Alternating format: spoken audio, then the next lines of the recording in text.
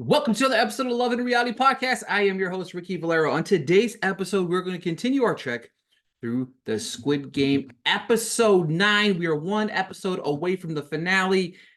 And folks, it's been heating up.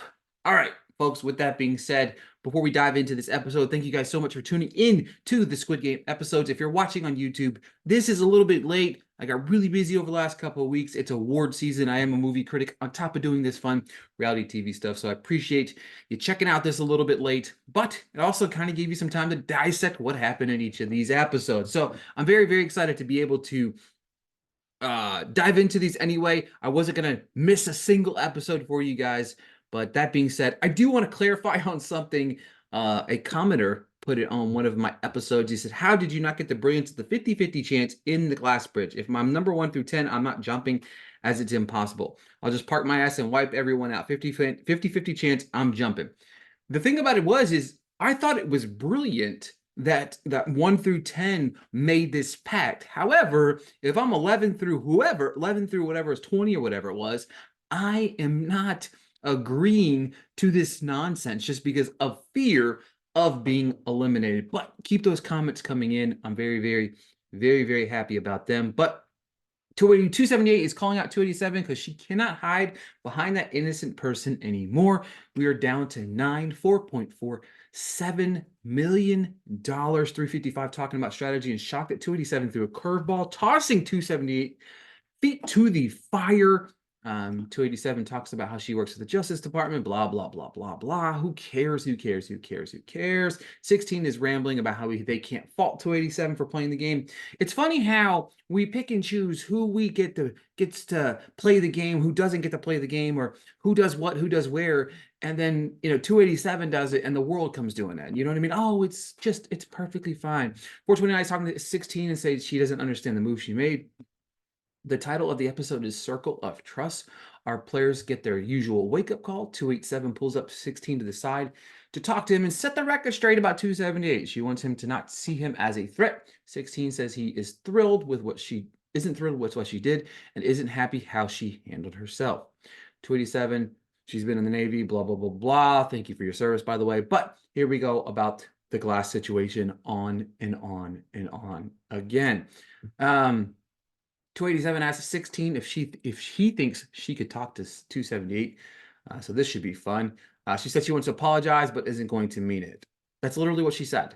So we had 8 episodes of minimal backstories, and now we're getting all of these no games and more mumbo jumbo than ever before because of these episodes trickling down, and we only have so many people left, and now we have to hear backstories about everyone. We see 287, 278 mucking it up, and 278 is saying she was out in front and couldn't believe she threw her under the bus. 278 tells the camera she's right. She sees right through her. Exactly. But we do come into game time. We have the old school looking chairs and school chairs, and a present in front of each of them announced that 6 people will eliminate, meaning it will be down to 3 after this game. The game is called Circle of Trust. Each contestant will be blindfolded. If they get a tap on the shoulder, they will take off the blindfold and have to put the box on someone else's desk for who they want to eliminate. However, if the person they put it on their desk guesses who put it on their desk correctly, then the person that put the present on the desk is gone. Definitely interesting, definitely high stakes. You have to play a very strong mind game in order to try to get through to ensure that you're all right, not overthinking it, but also not underselling it, because you never know, the brains of the operation. And we see that unfold here. She's 287's first up.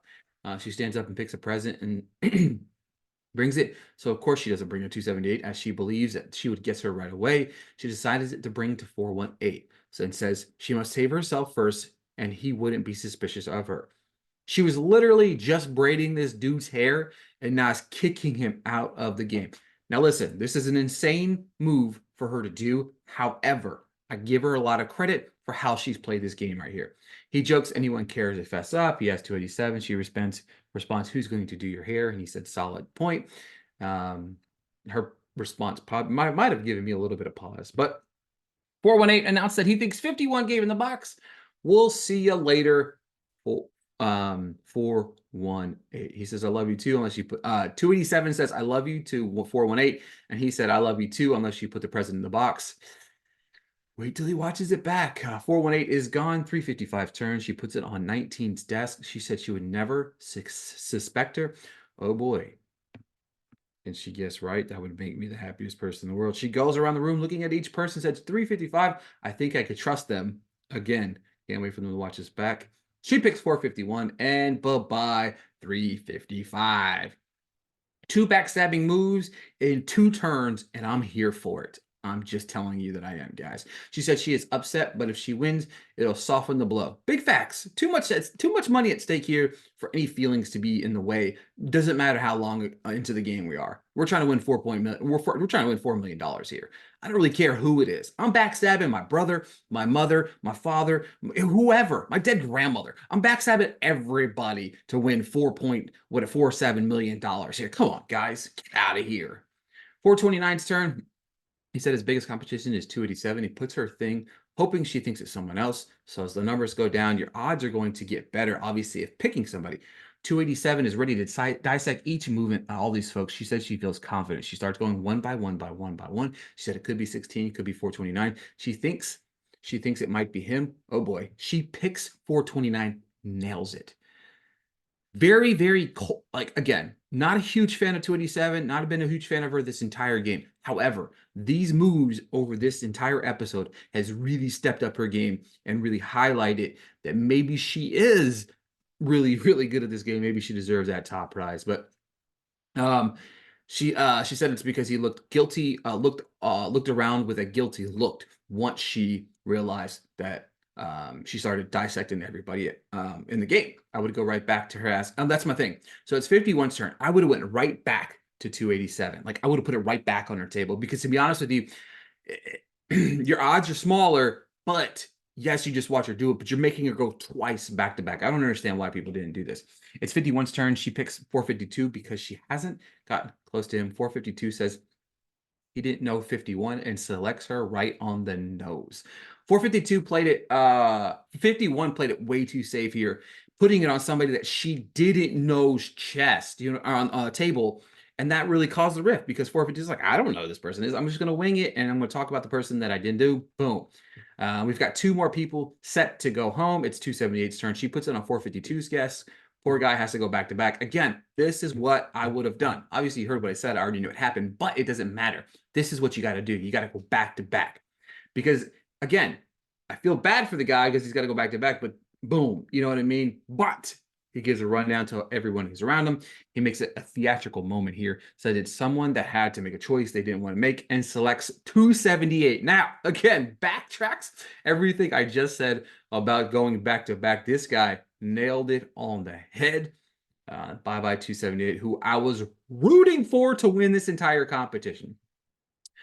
We got 4 down, 4 left. 451, 287, 16, 355 are the ones left. 1 person left to go.